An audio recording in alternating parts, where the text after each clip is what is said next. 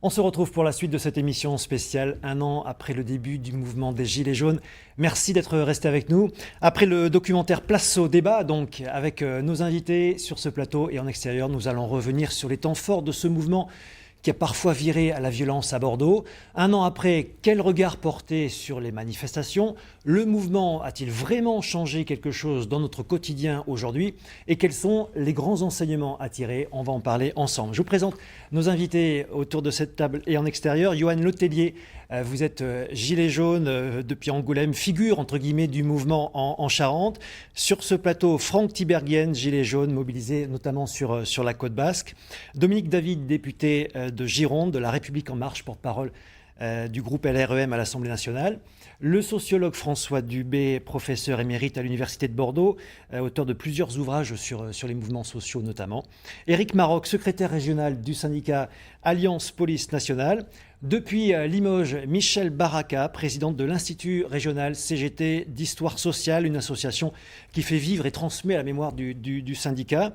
Enfin, Christian Baulme, président de l'association des commerçants bordelais, la Ronde des quartiers. Merci à toutes et à tous d'être présents. Une réaction tout d'abord de Johan Letellier à Angoulême. Dans le documentaire, on sent à la fois de la colère, de la souffrance, mais on va dire beaucoup de désillusion aujourd'hui sur la situation du mouvement. Est-ce votre sentiment ? Alors, je ne vais pas parler de désillusion, je veux juste parler qu'il y a aujourd'hui une répression, on parle beaucoup de répression policière, mais aussi judiciaire, et ça a été mon cas, qui à un moment donné fait un peu peur, et ce qui entraîne un petit peu aussi cet effacement de certains gilets jaunes, mais en aucun cas ça les rend... ça les rend moins déterminés. Ils sont tous autant déterminés que... En tout cas, on les voit moins dans la rue aujourd'hui. Est-ce que ça, pour vous, c'est dur à vivre en tant que personne qui s'est engagée? Vous avez été condamné notamment par la justice pour avoir mis le feu à un radar automatique sur la Nationale 10. Est-ce que cette situation vous peine aujourd'hui? Alors, ce qui me peine peut-être le plus, finalement, elle n'est pas envers les Gilets jaunes. Ce qui me peine le plus, c'est que cette répression judiciaire et cette violence policière, augmente d'acte en acte. Et c'est ce qu'on voit sur le terrain à travers les médias indépendants qui font un travail remarquable. Il y a une information qui est remontée jusqu'à présent sur les dernières manifestations de Gilets jaunes depuis la rentrée, en tout cas. Alors, effectivement, ici à Angoulême, en ce qui concerne les violences policières, on n'a pas trop eu affaire à ce type d'acte, on va dire. La répression judiciaire en est tout autre. Et il est vrai que moins il y a de personnes mobilisées sur le terrain, moins il y a de répression judiciaire, ce qui fait que, sans doute, aujourd'hui, on en parle beaucoup moins, en tout cas de ces deux violences-là. Mais... oui, allez-y, très vite. Oui. Mais en tout cas, ce qui est une certitude, c'est que les Gilets jaunes sont encore dehors, et ça, c'est plutôt réjouissant, et ici, mais partout ailleurs. Alors, on en parlera tout à l'heure, on va d'abord revenir sur ces un an de mobilisation. Quel regard porter un an après les premières mobilisations? Commençons avec vous, François Dubé. Faut-il voir dans l'occupation des ronds-points à l'époque, on va dire celle de ces Français qui se disaient invisibles et qui du coup se montrent? C'était ça la symbolique des ronds-points? Oui, on peut ça, c'est très compliqué de porter un jugement, mais si j'étais gilet jaune, ce qui est loin d'être le cas, je serais plutôt optimiste d'une certaine manière, parce qu'après tout, un mouvement qui dure pendant quasiment 9 mois, tous les samedis, dont la mobilisation ne se relâche pas, ça n'arrive pas tous les jours. Bon, quand même, c'est pas rien. D'autre part, on peut comprendre la déception, mais on ne peut pas dire qu'il ne s'est rien passé politiquement non plus, puisqu'il y a eu des inflexions de politique économique, un renoncement... par exemple, sur les problèmes de dette, qui n'est pas rien. Donc, d'une certaine manière, c'est quand même un succès de ce point de vue-là. Ça, c'est la première chose qu'on peut dire. Alors, ce qui est évidemment beaucoup plus compliqué, c'est que logiquement, traditionnellement, les mouvements sociaux agrègent des colères d'individus. Et là, les colères étaient très hétérogènes. Moi, c'est ce qui m'a le plus frappé, c'est-à-dire un petit commerçant ici, un retraité là, une femme seule avec ses enfants ici, un habitant du Médoc qui trouve que Bordeaux est trop loin. Enfin bon, je veux dire, c'est extrêmement hétérogène.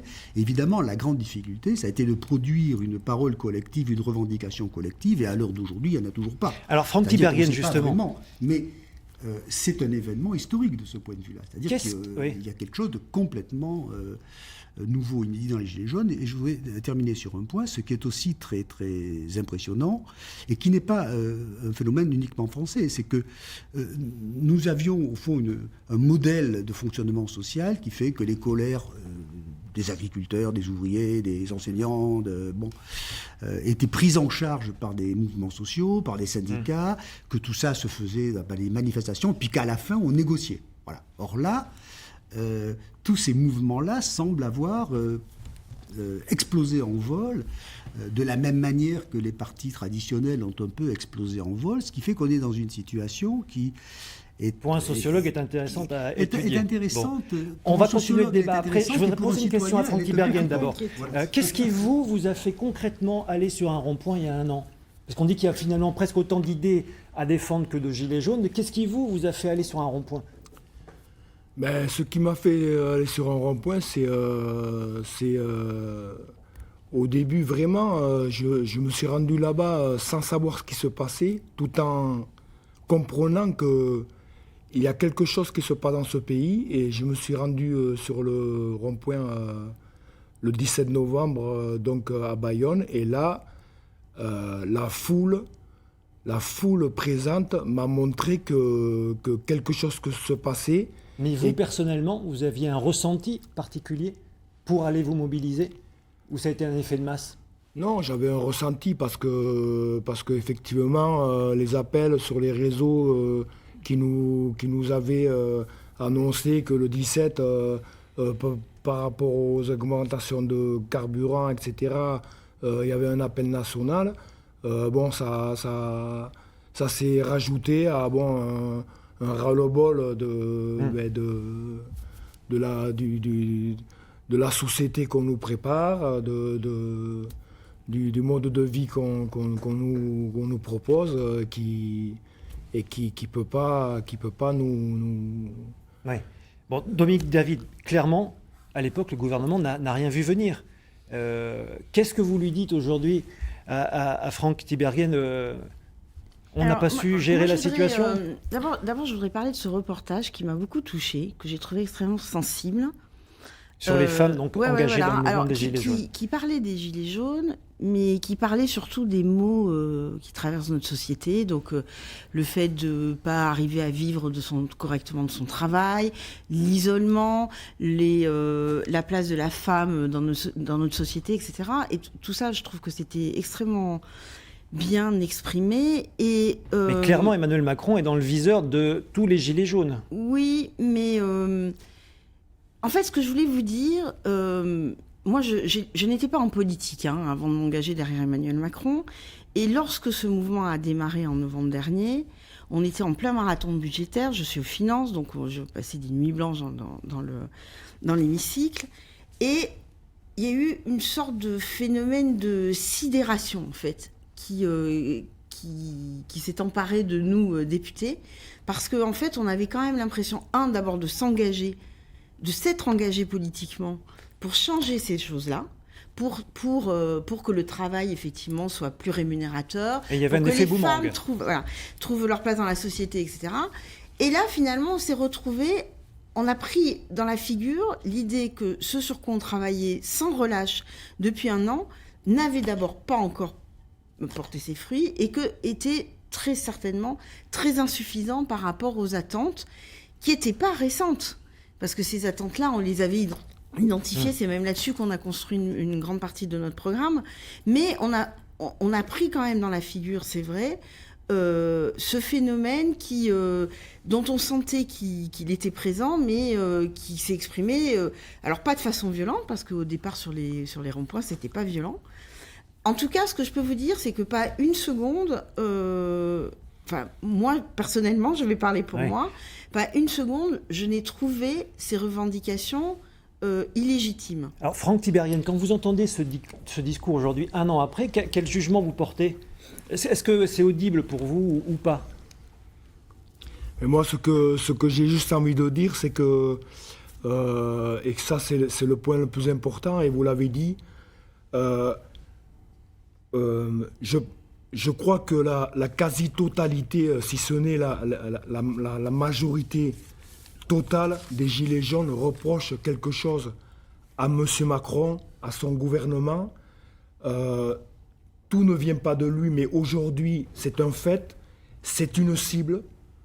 C'est une véritable cible. Comme parce toujours que les présidents de la nous, ce qu'on République. constate, c'est que, et vous l'avez dit dans vos premières phrases, la politique de M. Macron et de son gouvernement, il n'est basé que sur une chose, sur l'économie et la finance.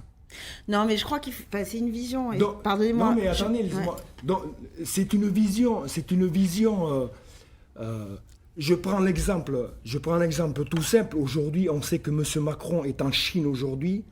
M. Macron est en Chine pour essayer de tirer des contrats. Alors, on ne peut pas, même en tant que gilet jaune, mais on ne peut pas, en tant que gilet jaune, dire mais non, l'économie, etc., tout ça, ça n'a pas d'intérêt. Mais ce que je veux dire, c'est que M. Macron, il est partout où il y a de la finance, où il y a... Il était quand même dans les grands débats face aux citoyens. Moi, je l'ai vu à l'œuvre à plusieurs reprises. J'étais très frappée, d'ailleurs, de la très, très grande proximité qu'il avait et que les citoyens avaient avec lui. La façon dont il était interpellé, vous voyez, je me suis dit à ces moments-là, il se passe quelque chose d'assez historique qu'un président de la République soit en si grande proximité à un moment. Il y a quelque chose qui clairement, il y a un message qui passe par dans la démocratie. Manifestement, entre les uns et les autres, c'est même un an après. Il a été à Rouen. Monsieur Macron, il a été à Rouen l'autre jour. C'est pas seulement spécifique à Rouen. Monsieur Macron, quand il va quelque part, les gens qu'il interviewe, les gens qui sont autour de lui, c'est des gens qui sont de la République En Marche. C'est des gens qui sont des... Bon, alors là, on s'éloigne un petit peu du débat sur les Gilets jaunes en eux-mêmes. Je voudrais poser une question... Pardon, je voudrais poser une question à Michel Baraka à Limoges. Les syndicats, la CGT entre autres, n'ont pas non plus pris l'ampleur du phénomène et ont très vite perdu la main, on va dire, sur le mouvement. Comment vous l'expliquez de façon simple ? Alors, tout d'abord, les syndicats n'ont pas cherché à prendre la main sur le mouvement. À une époque, si on a vu certains CGTistes se mettre un petit peu dans le mouvement, tenter en tout cas.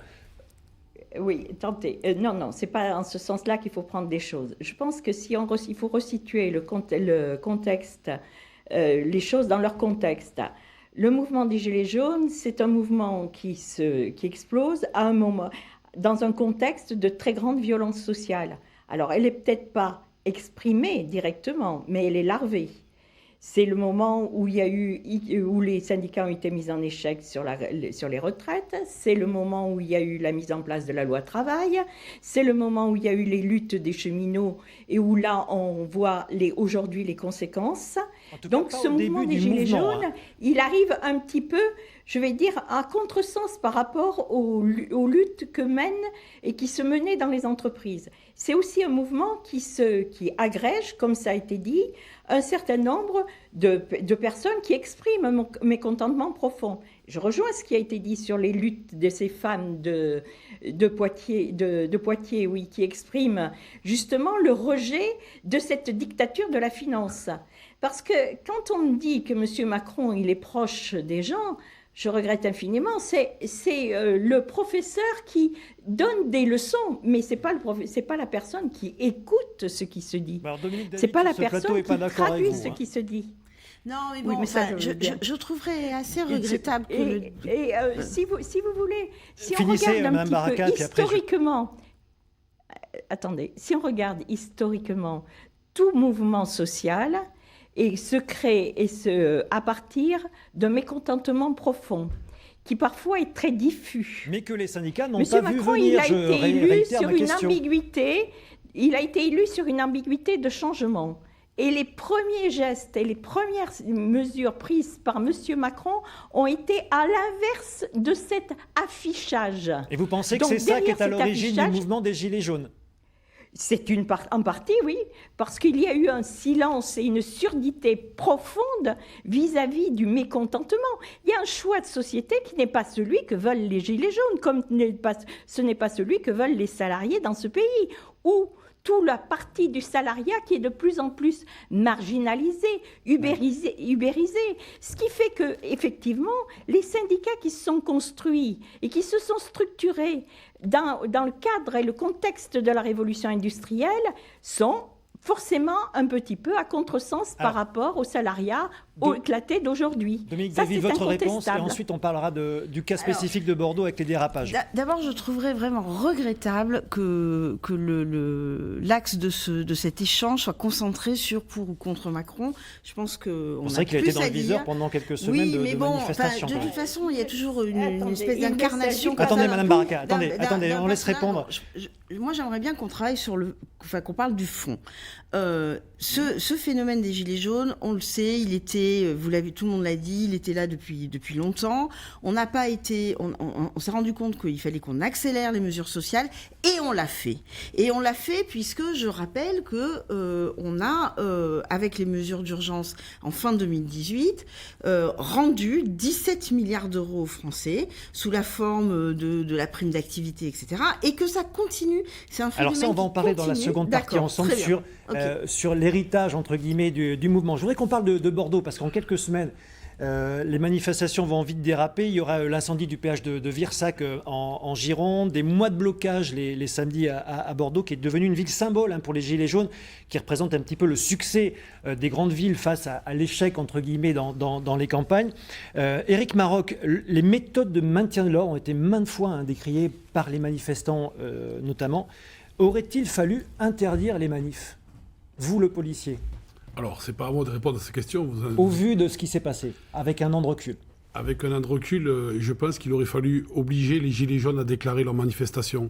Le principal problème du maintien de l'ordre à Bordeaux et partout en France sur ce phénomène-là, phénomène inédit, puisque des milliers de personnes se regroupaient, alors plus ou moins en groupe, plus ou moins par affinité, pour faire des grands rassemblements. Et au fil des idées ou des envies du jour, ils se déplaçaient dans la ville, à Bordeaux en tout cas. On a vu Virsac à l'instant, le péage qui était incendié, et donc sur Bordeaux Voilà, aussi. sur Bordeaux. Et donc on a vu que ça a entraîné des phénomènes non maîtrisés par les Gilets jaunes. C'est l'apport de gens qui sont venus dans ces manifestations, profitant de la clameur publique pour venir causer des dégradations et enquiquiner les Bordelais et les policiers. Christian Baulme, comment les commerçants à l'époque ont-ils vécu cette situation de blocage systématique les samedis pendant plus de 6 mois? Pour commencer, d'abord sur le débat idéologique, on ne peut pas dire qu'on a contesté les thèmes qui étaient annoncés par les Gilets jaunes. Bien sûr, comme tous les Français, on partageait un certain nombre de sujets, un certain nombre d'inquiétudes. Néanmoins, nous sommes dans un état de droit. Donc il y a des règles, on dépose les manifestations, elles ont un parcours qui est fléché, qui est organisé, de manière à éviter les débordements de violence. Alors, face à la liberté que réclament les Gilets jaunes de manifester, nous, on oppose la liberté de commercer, de travailler le samedi comme un jour normal. Ce n'est pas parce qu'on a besoin de s'exprimer et d'exprimer collectivement des soucis, des peines, des besoins, qu'on a le droit d'empêcher des milliers de personnes de travailler. Parce que ce sont des milliers de personnes qui sont concernées. Oui, je suis artisan commerçant. Oui. Donc vous êtes le marteau et l'enclume quoi, en même temps. Je suis pas le marteau l'enclume. Je comprends ce que vous pouvez dire, mais après tout dépend son positionnement. Moi, je suis commerçant. Je pourrais dire aussi mais bon, moi il faut que je travaille, je peux pas. Les gens ils viennent là, ils nous empêchent de travailler. Non, il y a une prise de position à avoir. Et puis, je voudrais juste revenir aussi sur une chose, c'est que, et ça c'est très très important, on a commencé ici, là, avec le monsieur de la police, à parler effectivement des dégradations. C'est un fait. les feux, les machins, tout ce qu'il y a eu, les choses dégradées, les incendies. Mais il y a aussi des blessés casse, de part et d'autre. Mais il ne faut surtout pas oublier une chose. Et ça, encore une fois, c'est un message qui est peut-être spécifique aux Gilets jaunes, on dirait, bien que les Gilets jaunes ne sont que des citoyens, rien de plus. Ce sont des citoyens qui ont mis un gilet. Ce que je veux dire, c'est que les Gilets jaunes, ils sont très attachés à une chose très importante, c'est que un être humain, une personne, un citoyen, est bien plus important que une barrière de péage. Ce qui ne veut pas dire que, voilà, on peut faire... Et vous légitimez un peu la violence. Comment ? Vous légitimez un peu la violence. Non, mais je ne me faites pas dire ce que j'ai pas dit. Non. Je dis pas que je légitime. Je veux dire que il y a un sujet qui devrait être pris plus en considération et même un sujet primordial. Les manifestants, ils viennent revendiquer un mécontentement, mais Éric Maroc, combien de blessés, combien d'éborgnés. Est-ce que les méthodes de maintien de l'ordre à l'époque ont été cohérentes ? Je voudrais d'abord répondre à monsieur. Oui, on vient c'est une réponse. On vient manifester, on vient porter des messages, on vient porter des choses fortes dans la rue quand on est encadré. Quand on est encadré et quand on respecte l'état de droit. Aujourd'hui, vous me demandez si le maintien de l'ordre a été obligé de changer. Oui, il a été obligé de changer. Parce qu'il a fallu faire face à la désorganisation qu'on avait en face. Nous, on est une structure maintien de l'ordre, c'est pour maintenir l'ordre, garantir les institutions, garantir les bâtiments, garantir nos amis les commerçants, de pouvoir travailler face à des groupes isolés, infestés par des mouvements politisés et radicalisés. Ça a été très compliqué. Et donc forcément, je suis désolé, monsieur, c'est la vérité. On ne vient pas manifester en jetant des boulons, des boules de pétanque, de l'acide, mettre le feu, casser des magasins. Je suis désolé, c'est pas de la manifestation. Ça, c'est de la dégradation. Et là, on est dans l'état de droit et je suis policier. Désolé de m'opposer à vous, mais on est là aussi, nous, comme des êtres humains, monsieur. Derrière les casques et les boucliers, il y a des hommes et des femmes. Ah, mais Johan Letellier, à Angoulême. Attendez, on va laisser la parole à Johan Letellier qui est à Angoulême. Cette situation, vous la dénoncez aujourd'hui, ce qui s'est passé il y a un an à Bordeaux, ces violences ? Alors, mais complètement. Et puis on la voit d'acte en acte. C'est ce que je disais tout à l'heure. Je voudrais juste revenir sur quelque chose et ça va répondre un petit peu au monsieur de la police. Je ne me rappelle plus du prénom et je m'en excuse. On a parlé juste avant, avec la personne de Limoges, qu'il y avait eu des interventions, notamment des syndicats, avec la retraite, etc. Moi, je n'ai entendu que des échecs, Elle a cité 3 exemples, que des échecs. La retraite, on est en plein dedans. La SNCF, on est en plein dedans, etc. etc. Et j'ai entendu un début d'aveu, finalement, que la République En Marche n'avait pas pris en considération, dès le départ, aussi l'importance de ce mouvement des Gilets jaunes. En tout cas, voilà. Et on en vient au résultat que, aujourd'hui, les Gilets jaunes sont créés comme ça. Sont créés des échecs d'Emmanuel Macron et de son gouvernement, mais aussi des échecs des syndicats. Et je ne veux absolument pas crier sur tous les toits que les syndicats, il faut s'en débarrasser. Bien au contraire, on a besoin d'eux et ils ont besoin de nous. Mais aujourd'hui, on doit... justement travailler sur ces échecs-là et trouver une autre méthode. Et notre nouvelle méthode tout à l'heure pour voir comment le débat justement... peut évoluer. Comment aujourd'hui le mouvement des Gilets jaunes, on va en parler tout à l'heure ensemble. Je voudrais d'abord poser une question à François Dubé. Comment expliquer ce déferlement de violence à Bordeaux et ailleurs en France en termes de sociologie, on va dire ? Écoutez, moi je dois dire des choses quand même un peu simples. Les mouvements sociaux, ça a toujours existé, c'est bien que ça existe. Les gens sont en colère, ils sont maltraités, ils sont exploités, ils se sentent méprisés, c'est comme ça. Et c'est bien qu'ils le manifestent. Le problème, c'est que nous avons vécu pendant une longue période dans un système, on va dire institutionnel, syndical, politique, qui fait que ces colères-là étaient prises en charge par des militants, des organisations, et qu'elles se transformaient. Moi, je me souviens des manifs de la CGT.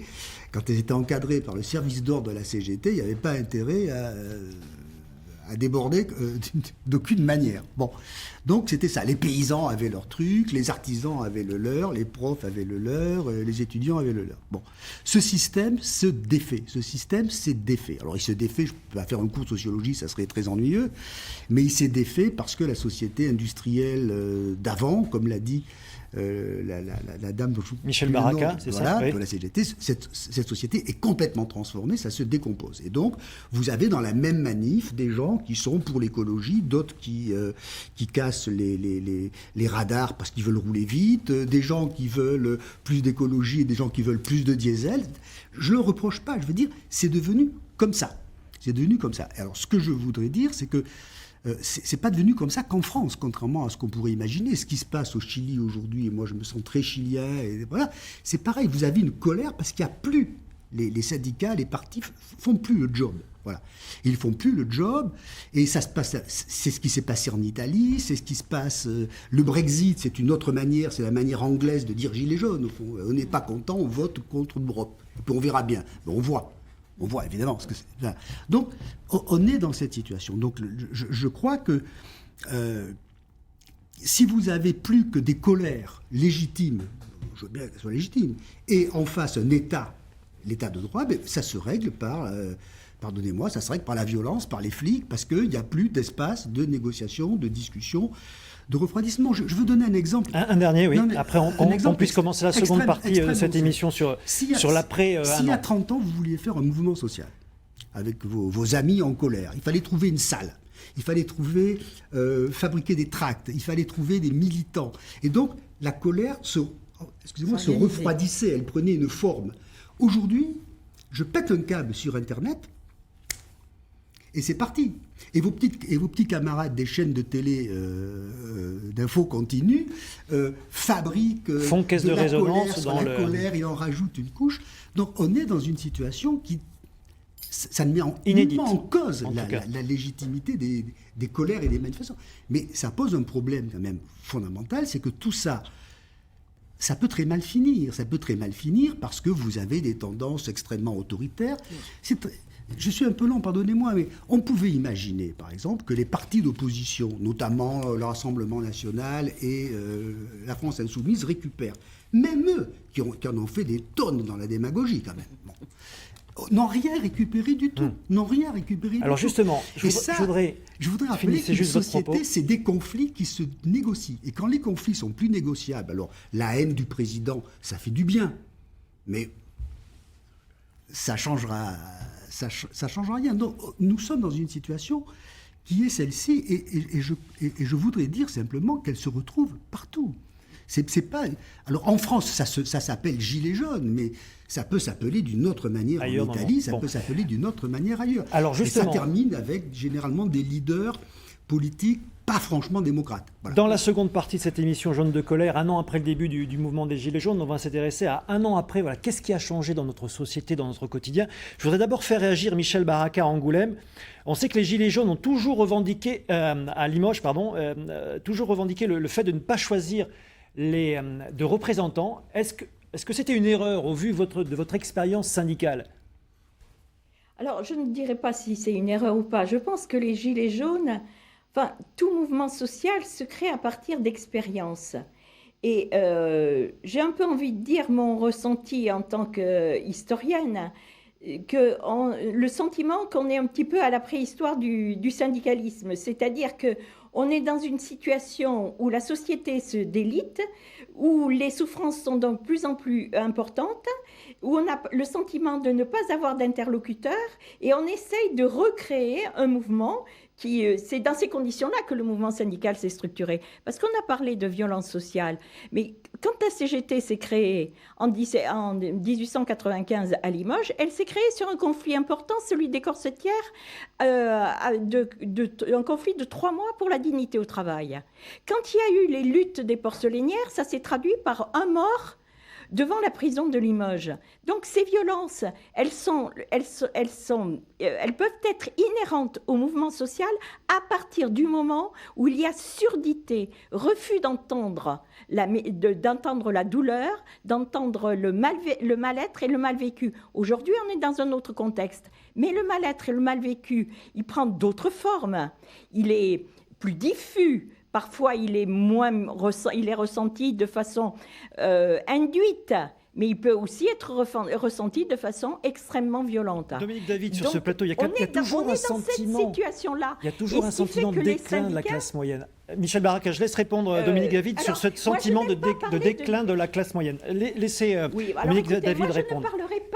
Je ne parlerai pas de déclin de la classe moyenne. Alors, mais je pose la question à Dominique David. Les fondamentaux. Michel Baraka, s'il vous plaît. Michel Baraka, vous m'entendez ? Capital-travail. Et je ne m'adresserai pas à M. Macron. M. Macron, s'il est visé, c'est parce qu'il est le représentant d'une politique qui est celle du capital. Je vais reprendre ce que dit M. Morin dans sa petite intervention. On a une représentante sur ce plateau de La République En Marche qui est Dominique David. Donc je vais lui poser la question. Non, Michel Baraka. Non, je pose d'abord la question à Dominique David. Est-ce que ce sentiment de déclin de la classe moyenne, aujourd'hui, il est réel? Que ce soit, on l'entend dans la bouche de Michel Baraka, on l'entend dans la bouche des Gilets jaunes qui sont ici aujourd'hui. Il y a un réel sentiment de déclin de la classe moyenne. Mais absolument, et pas que. Absolument, et on en a pris la mesure, et le président de la République l'a dit très récemment. Enfin, c'est vrai que la classe moyenne a payé le prix fort du système capitaliste, et que c'est à l'État, effectivement, de rééquilibrer. Mais je pense que on est en train de le faire. Il y a eu aujourd'hui une augmentation du pouvoir d'achat qui est absolument inédite. Alors, on peut trouver que c'est pas suffisant. Il n'empêche que c'est une augmentation du pouvoir d'achat qui n'a pas été constatée depuis au moins 20 ans. Donc, aussi bien par la prime d'activité, donc l'encouragement à travailler et avec du travail qui paye davantage, la baisse des impôts qui est quand même majeure. Je vous rappelle qu'on va baisser les impôts, notamment sur les 2 premières tranches de 10 milliards d'euros cette année. Ça aussi, c'est absolument inédit. Alors, on peut estimer que ce sont des miettes, mais il n'empêche que quand on regarde ces chiffres-là, on se rend compte que c'est absolument inédit. Bon, Franck Hubert-Guel. Si je peux me permettre, parce que il s'agit juste de redonner du pouvoir d'achat aux Français, je pense qu'on est loin d'avoir fait le tour de la question. Donc on continue dans le programme de relance économique, effectivement, qui était le nôtre, pour lutter contre le chômage. Donc effectivement, les mesures économiques qu'on a... Moi, je voudrais savoir, par exemple, si Franck Hubert-Guel, concrètement aujourd'hui, après 1 an d'engagement auprès des Gilets jaunes, qu'est-ce qui a changé dans votre quotidien? Est-ce que vous gagnez plus votre vie, mieux qu'avant rentrer dans le mouvement? Rien du tout. Bah oui, mais... Après, voilà. Rien le problème, c'est que le pouvoir d'achat, c'est une question de perception. On peut quand même dire qu'il y a des indicateurs économiques, il y a des observateurs économiques. C'est vrai qu'au niveau des indicateurs économiques, ils sont très bons. Voilà. Après, effectivement, quand on entend la voix... pas la même... non, mais rien du tout. Ça c'est un package qui a été fait par Macron avec... on nous rabâche ce versement-là des 17 000 milliards. L'argent, il n'est pas pris là où il est. Parce que les 17 milliards, on sait très bien que les petites miettes qui sont données... Le problème, les entreprises ont quand même versé des primes, il y a eu des avancées sociales quand même avec le mouvement des Gilets jaunes. Les entreprises, vous voulez parler, on peut parler du CICE, c'est un sujet qui n'est pas abordé. De toute façon, nous on est conscients et on le voit dans les petites mesurettes qui sont prises, c'est que le problème, c'est que ce qui est fait par ce gouvernement-là, c'est des petites miettes qui nous ont versées et des économies sur nous aussi. Non, vous ne pouvez pas dire ça. Non, mais je le dis, l'argent... C'est pas l'économie... Quand on rend 20 milliards d'euros sous la forme de réduction d'impôts et de primes d'activité aux Français, on ne le prend pas sur vous-même. Donc on le prend sur le travail, on le finance avec le travail, on le finance avec la baisse du chômage, parce que la baisse du chômage, c'est plus d'activité économique, donc c'est plus de rentrée de recettes fiscales. On le finance en répondant aux besoins d'embauche des entreprises à travers, par exemple, la formation professionnelle. C'est la première fois qu'on formera des gens qui sont éloignés de l'emploi sous ce quinquennat.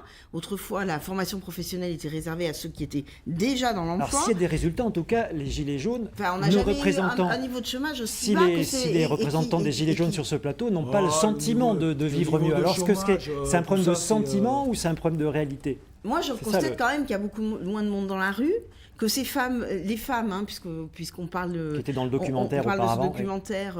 Beaucoup de femmes se sont retirées de ce mouvement qu'elles ont trouvé très violent et se sont engagées, comme Ingrid Levasseur, dans ce que la société, notre démocratie permet, c'est-à-dire l'engagement politique, parce que à ce moment-là, transformez vos idées, présentez-vous, engagez-vous, soumettez-vous au suffrage universel, parce que ça, ce sont les règles de la démocratie.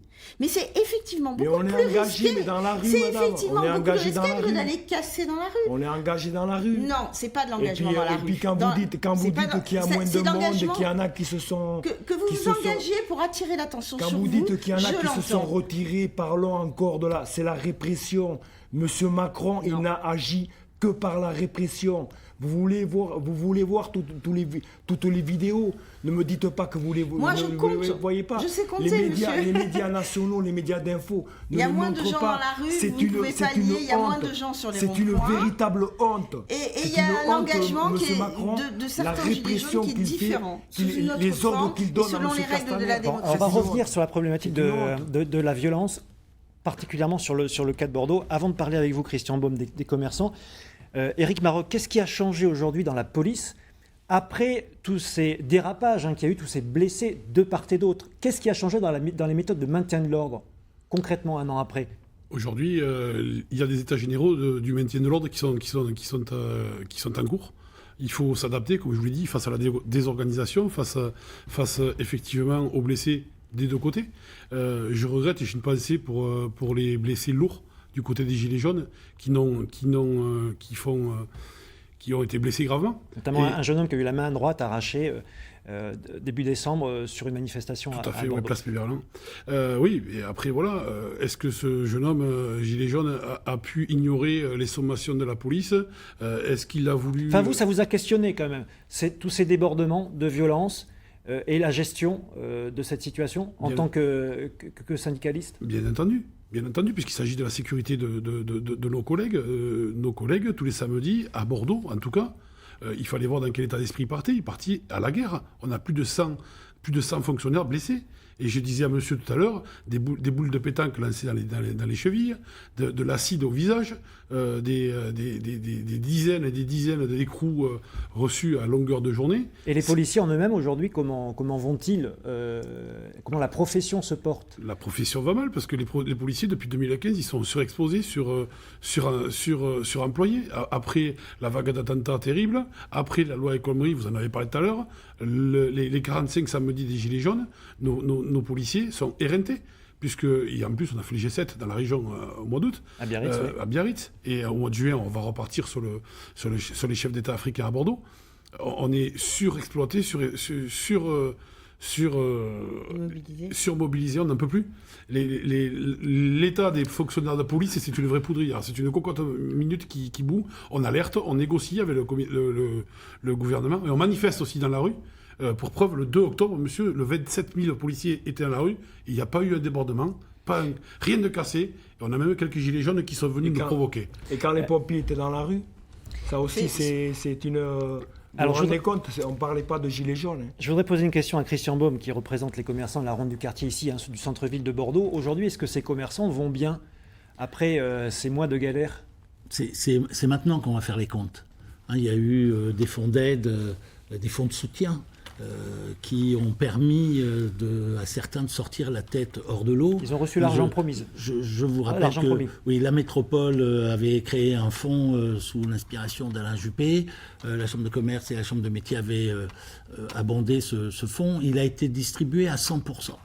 Il y a un fonds qui a été fait par la région, qui a été extrêmement prudente vu la taille de la région. Par contre, là, il n'y a pas... Tout n'a pas été distribué, et loin s'en faut. Donc aujourd'hui, dans quel état d'esprit sont ces commerçants? Est-ce qu'ils vont mal? Mais ils vont toujours mal. Ça n'a fait que les maintenir la tête hors de l'eau, parce que ceux qui ont été aidés étaient vraiment très mal, forcément. Et aujourd'hui, ce qu'on constate, c'est que dans la ville de Bordeaux, il y a le samedi de 30 à 40% de fréquentation en moins. Alors on dirait qu'il y a toujours beaucoup de monde. Mais encore, parce que le samedi, on reste sur l'idée que tout est possible et que toutes les violences peuvent arriver. Il n'y a plus de violence, mais il y a tous les samedis des manifestants, rue Sainte-Catherine, la rue la plus commerçante de la ville, celle qui attire le plus de la région. Quelle est la réponse des autorités face à cette situation que vous dénoncez? Il n'y a pas de réponse, parce que c'est, si vous voulez, créer de la violence pour protéger, pour empêcher, c'est, j'allais dire, mettre en place un système pour empêcher les manifestations, c'est générer de la violence. Donc on va dire c'est la faute des policiers, c'est de la violence policière. Je suis désolé, les plus violents de ce que j'ai vu devant mon magasin, ce que j'ai vu, des actes de guerre civile qui étaient menés par les manifestants. Les policiers répondaient. Là-dessus, sur le sujet, si autant je peux partager un certain nombre de sujets, et nous pouvons partager un certain nombre de sujets avec les Gilets jaunes, nous ne pouvons pas partager cette violence qui a été déversée sur la ville, sur des commerces qui n'ont rien à voir avec un quelconque mouvement politique.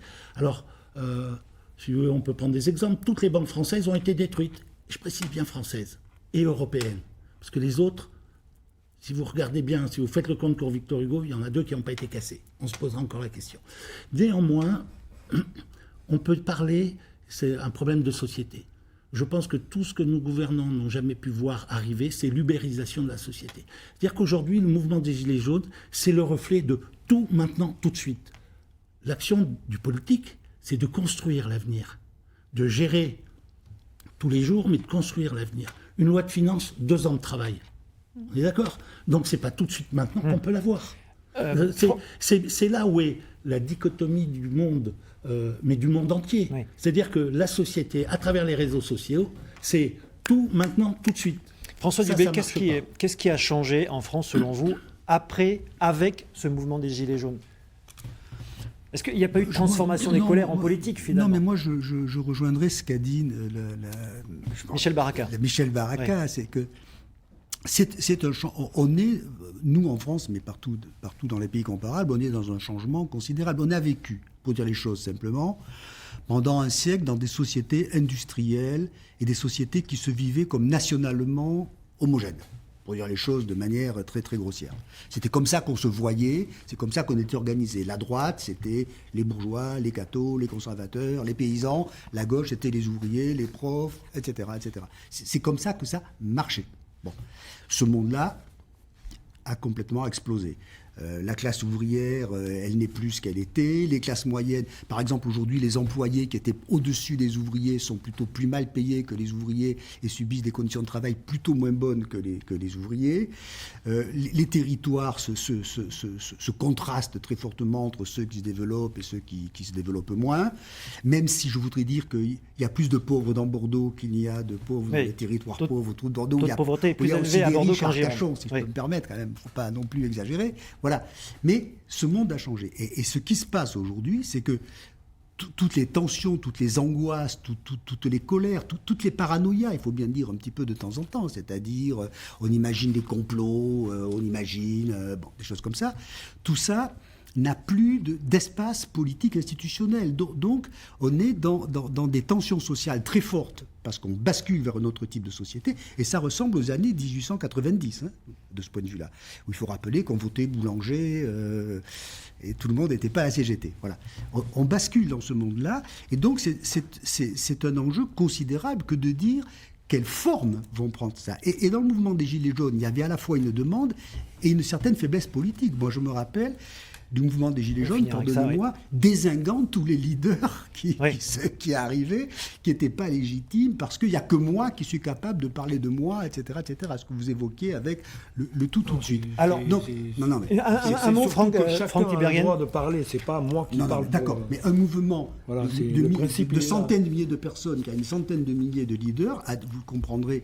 Je ne suis pas hostile aux Gilets jaunes. Il n'y a pas à certaines difficultés à discuter. Non, mais il n'y a pas de leader. Le principe, c'est que chacun ait droit à la parole, et c'est pour ça que la principale revendication, effectivement, c'est le référendum d'initiative citoyenne qui a été balayé. Dans cette troisième partie d'émission, je voudrais qu'on s'intéresse au mouvement maintenant.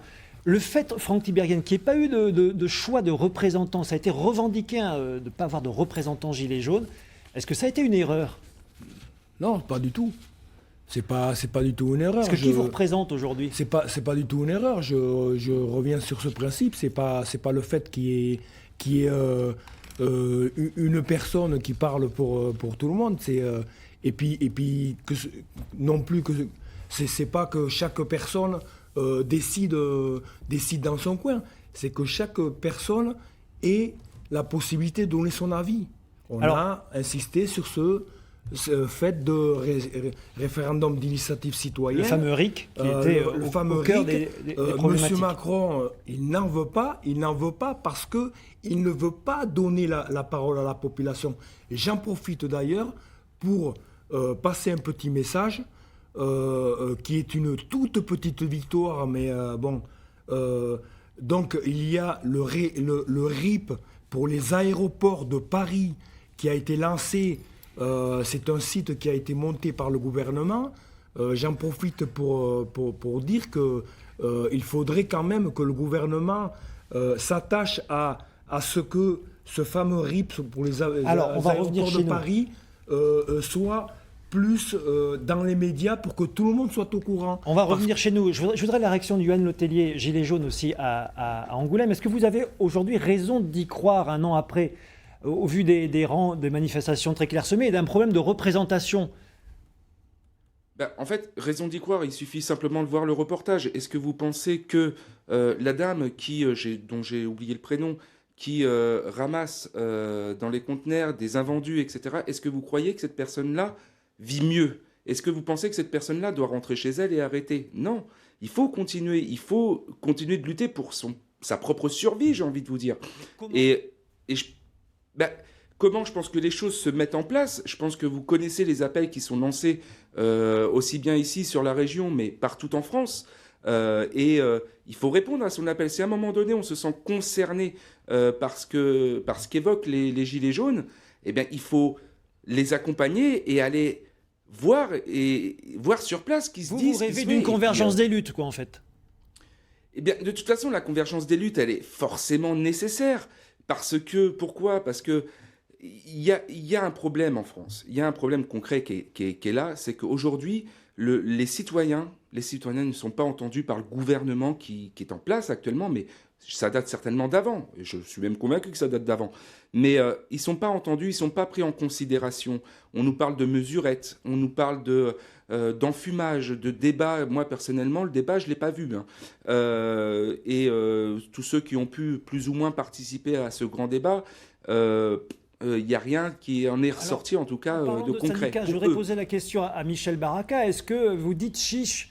Est-ce qu'un rapprochement avec les Gilets jaunes, la CGT dit oui, si les Gilets jaunes le veulent ?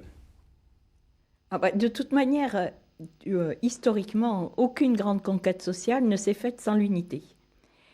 À l'interne de toutes les organisations syndicales ou avec tous ceux qui souhaitent y participer.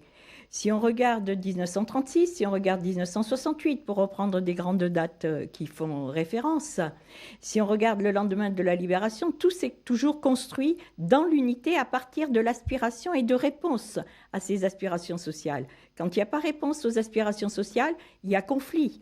Et ce qui conduit aujourd'hui à la difficulté, parce que j'entends bien, on dit 12 milliards par-ci, mais c'est d'où viennent ces 12 milliards ? Qui est-ce qui les paye ? C'est sur la base d'autres couches salariés qu'on appelle les classes moyennes supérieures. Aujourd'hui, la cause principale des difficultés, c'est la confrontation entre capital et travail. Un travail de plus en plus éclaté, qui génère de plus en plus de souffrance au travail, qui génère de plus en plus de pauvreté, et un capital qui est de plus en plus impersonnel, qu'on ne connaît plus. Avant, on parlait des sans-familles. Maintenant, on est, comme le dit Edgar Morin, dans le monde glacé du profit, de la recherche du profit à tout prix. Je voudrais faire réagir à ce que vous dites.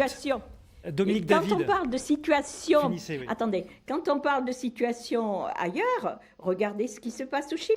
Parce qu'en fait, la question fondamentale, c'est celle-ci. Et aujourd'hui, eh bien, la perspective, il y en a une.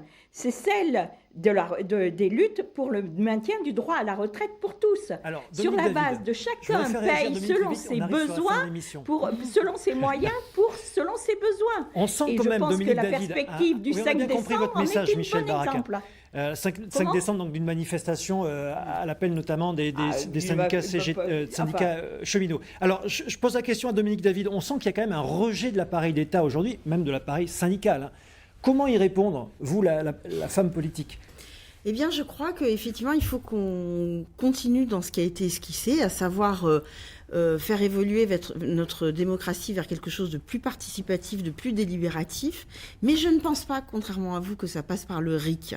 Parce que ce qu'il nous faudra partager, ce à quoi il faut associer les citoyens, c'est à la complexité de la décision. Moi, je n'étais pas députée avant. Je suis députée, j'ai été élue pour la première fois en 2017. Eh bien, je peux vous dire que je trouve que c'est beaucoup plus compliqué aujourd'hui, quand je dois prendre une décision, d'écouter l'ensemble des personnes qui sont impactées par cette décision et au bout du compte, de prendre la moins mauvaise des décisions, que d'être dans mon fauteuil à dire avec mon émotion, mon vécu et ma charge, donc sans travail, sans étudier les sujets, de prendre une décision qui n'est juste sur le coup de l'émotion, j'en ai marre, je suis contre ça, etc.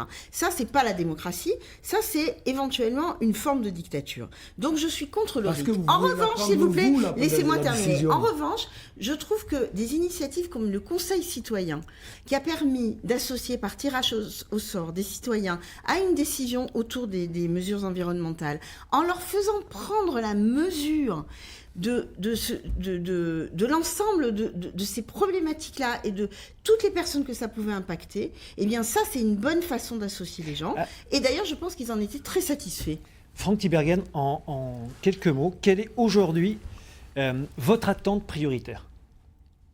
Un an après le début du mouvement, qu'est-ce que vous attendez en priorité aujourd'hui comme mesure, comme décision, par exemple ?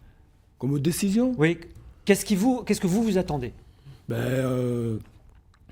La principale chose, c'est qu'on attend surtout, et c'est pour ça qu'on est encore là, on attend que M. Macron descende de son piédestal avec tout son gouvernement et tous ses députés, qu'il comprenne ce qu'on veut et qu'il soit un petit peu à l'écoute. Ça, vous voulez plus d'écoute. Vous voulez plus d'écoute aujourd'hui. À l'écoute des citoyens. Christian Baulme, patron, représentant des commerçants du centre de Bordeaux. Votre priorité, c'est quoi aujourd'hui ? C'est la même d'ailleurs dans toutes les métropoles de France, hein, puisqu'on s'est réunis en une association en France pour faire pression sur le gouvernement, justement, pour être entendu. Nous, on s'est réunis, 3 seuls messages, pour que le gouvernement nous entende. On a cette envie, ensemble, d'avoir cette action du gouvernement pour que cessent ces manifestations, car nous ne pouvons pas passer une deuxième période de Noël aussi éreintante que celle de l'année dernière, qui a lessivé nos entreprises en termes de trésorerie. Et maintenant, on va commencer à voir de plus en plus de commerces qui changent de main. On a bien compris vos messages. De plus en plus vite. Il faut que ça s'arrête, ça s'organise. Et ça, c'est la priorité des priorités. Merci en tout cas à tous et à toutes d'avoir participé à cette émission qui arrive déjà à sa fin. Une émission à retrouver sur le site internet de France 3 Nouvelle-Aquitaine. Merci de nous avoir suivis. À bientôt.